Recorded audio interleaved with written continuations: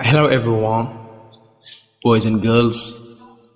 I'm very joyful to welcome you again to our English channel, Fast English in Wolof.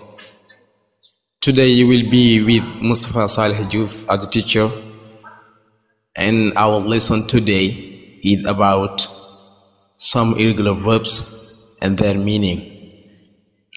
Assalamu alaikum wa rahmatullah, mbokki yi baaxoo ànd ak seen chaîne bii di Few Team ñu ngi leen di ziar bu baax te di leen dalaat ak jàmm.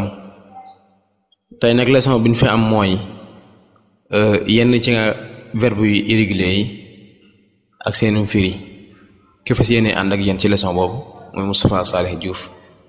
kon bu ñu taaxeeloo ci kanam ñu ñëwaat ci firi mi.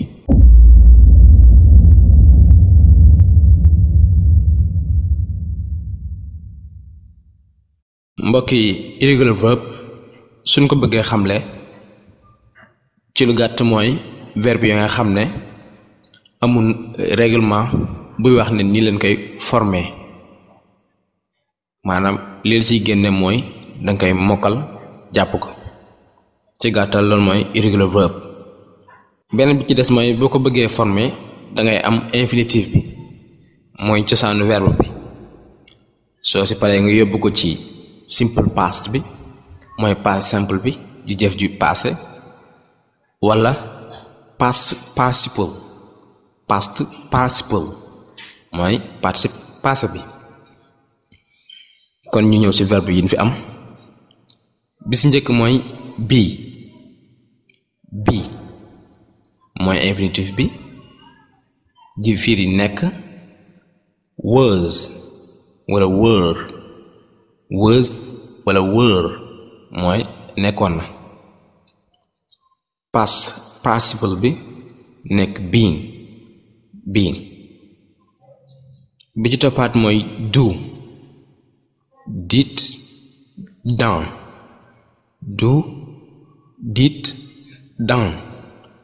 do mooy firi jëf dara.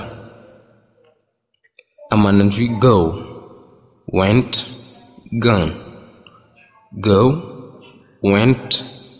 gone mooy firi go mooy firi dem lay firi. bi ci des mooy say said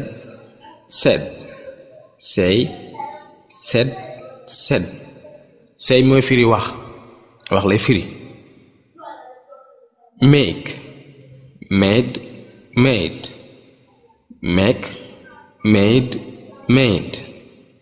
firi mooy firi def dara speak spoken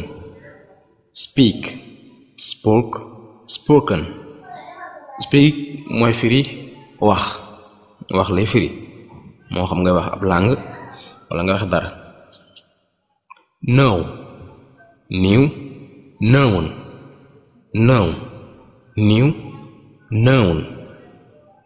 know mooy firi xam lay firi.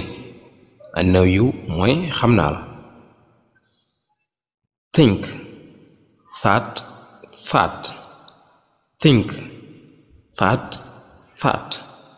think mooy firi xalaat lay firi léeg-léeg tamit day firi yaakaar.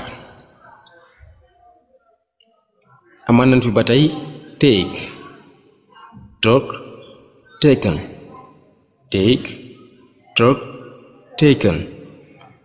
take mooy firi jël dara. amaan nañ fi ba tey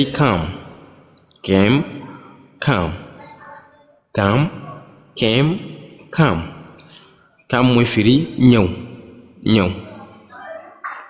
amaan nañ fi ba tey find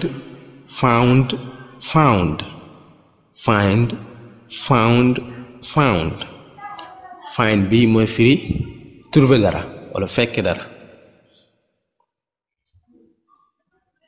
bi ci toppaat give gave given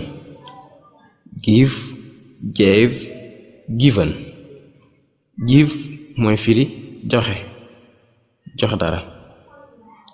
amaan nañ ci verbe yooyu muy send sent sent send sent sent send mooy firi envoyé envoyé dara yónnee dara.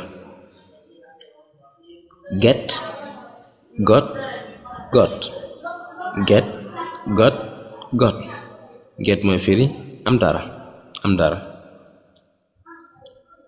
Begin began begun begin began begun begin mooy firi commencé tàmbali dara. Have wala have had had have had had have mooy am dara moo get ñoo bokk lu ñuy firi. amoon nañ fi ba tey keep kept kept keep kept kept keep mooy téye dara mooy téye dara keep mooy téye. amoon nañ ci verbe irrégulier yi fii mooy see saw seen see saw seen see mooy firi gis gis. bokkoon na ci verbe yooyu stand stood stood stand stood stood stand mooy firi taxaw taxaw. verbe yi ñu leen indiloon bi ci mujj mooy break broke broken break broke broken. break mooy firi damm wala toj mooy firi damm wala toj. exemple ba waxoon my leg is broken mooy sama tànk bi damm na.